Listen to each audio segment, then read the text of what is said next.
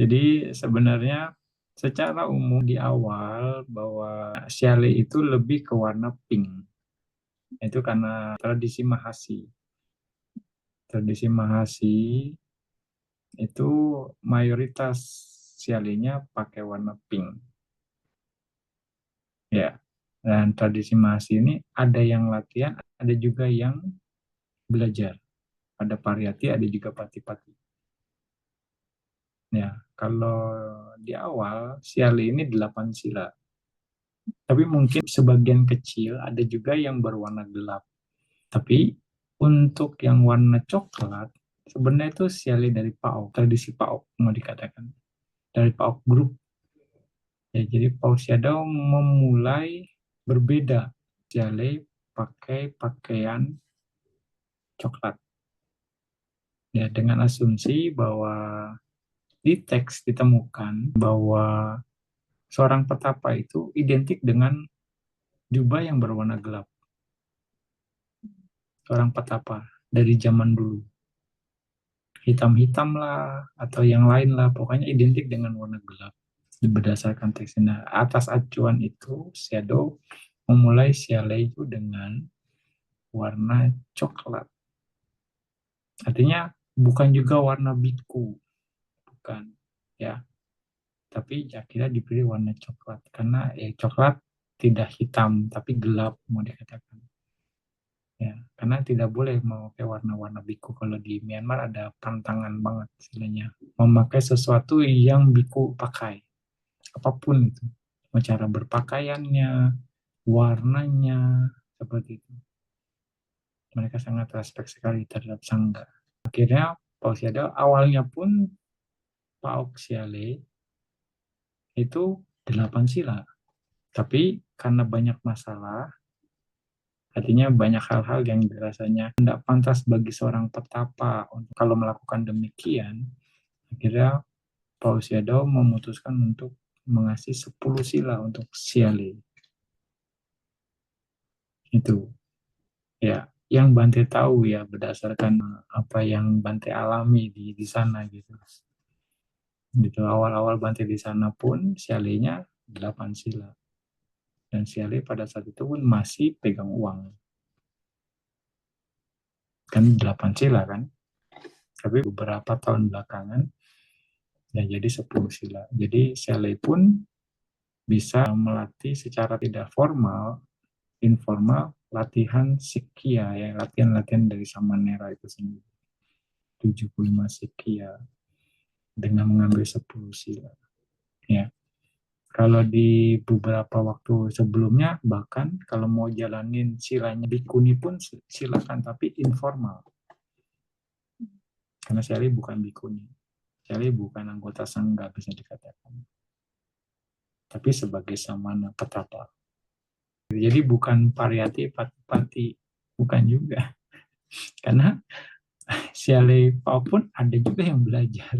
Siale pun ada yang nggak belajar, ada juga nggak berlatih. Nah ini harus memilih. Belajar dulu selesaikan sampai tuntas. Sampai Anda nggak mau belajar lagi, atau memang sudah tidak ada lagi yang dipelajari.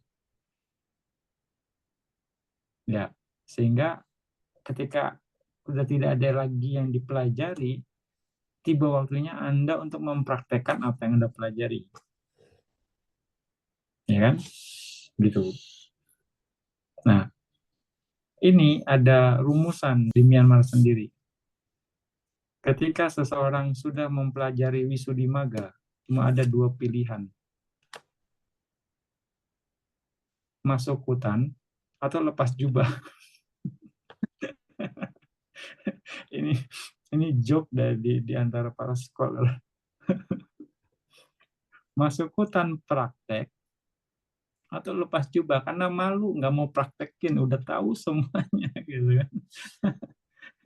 Secara ininya udah belajar tapi nggak mau praktekin, beban moral bisa dikatakan. Tapi ada caranya, praktek langsung tanpa mempelajari teori secara keseluruhan, dan Anda akan diberikan teori berdasarkan praktek Anda. Misalnya Anapanasati, teorinya Amati saja napas masuk keluar dengan baik. Itu kan teorinya. Oke, amati saja. 5 menit teorinya. Hari ini dapat teori instruksi. Instruksi itu kan teori kan. Anda sadari napas Anda dengan baik selama 5 menit. Itu teorinya hari ini. Ya sudah, Anda lakukan dengan baik. Nanti Anda laporan, saya sudah selesai ikuti perintah, bisa mengamati napas saya dengan baik selama 5 menit. Bahkan bisa lebih. Oke, good, lebihnya berapa? Jadi 30 menit misalnya. Oke, berikutnya, teori berikutnya. Oke, kalau begitu ulangi lagi minimal 30 menit teorinya, instruksinya, teorinya. Lalu kalau bisa tambah lagi 5 menit teori berikutnya tuh 2 kali, 2 teori. Kalau bisa tambah lagi 5 menit, tambah lagi 5 menit, tambah lagi 5 menit. Itu teorinya. Lalu begitu misal dia bisa 30 menit, bisa tambah lagi 45 menit, dia akan cerita. Ketika saya amatin napas dengan baik, pada saat kira-kira 30 menit muncul warna, muncul cahaya, atau muncul ini. Teorinya, oke, abaikan. Itu teorinya. Oke, abaikan ya. Jangan diperhatikan. Tetap jaga kualitas konsentrasi Anda dengan baik di napas. Lagi. Nah, terus saja. Kita akan kasih instruksi, itulah bentuk teori. Segitu saja. Sambil Anda terus jaga kualitas konsentrasi Anda selama mungkin 1 jam terus. Sampai tahapan tingkatan arahat teorinya. Ada. Dari samatha ke vipassana. Ada orang yang mengistilahkan teorinya selembar-selembar aja deh gitu. Selembar. Sehari selembar. Buku manual meditasi itu selembar-selembar, sehari selembar. Oke. Nah, kayak Anda dapatnya teorinya minim, tapi langsung dipraktikkan. Ada juga. Ada cara seperti itu.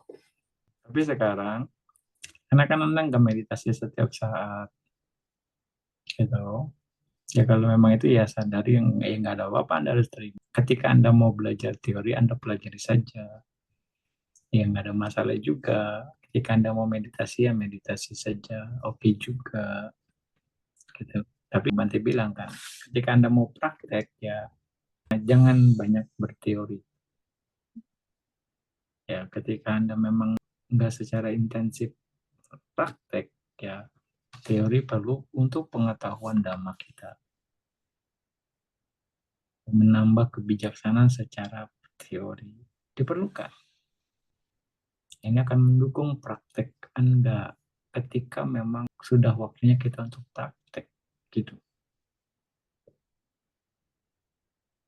Apalagi kalau tipikal kita memang tidak masalah. Oke. Jangan jadi beban juga. Sadari ketika umat awam mungkin jadi langsung maju. Maksudnya bisa maintain meditasinya dengan baik saja setiap hari. Itu sudah hoki benar. Iya, bukan bantu mengecilkan ya, enggak. Kenyataannya gitu loh. Jadi ya, oke, sabar-sabar aja ya, sabar-sabar sampai kondisi Anda bisa latihan di monastery itu dengan baik terada gitu. Makanya Buddha bilang, kanti para mangkapatitika, kesabaran adalah bentuk pertapan tertinggi.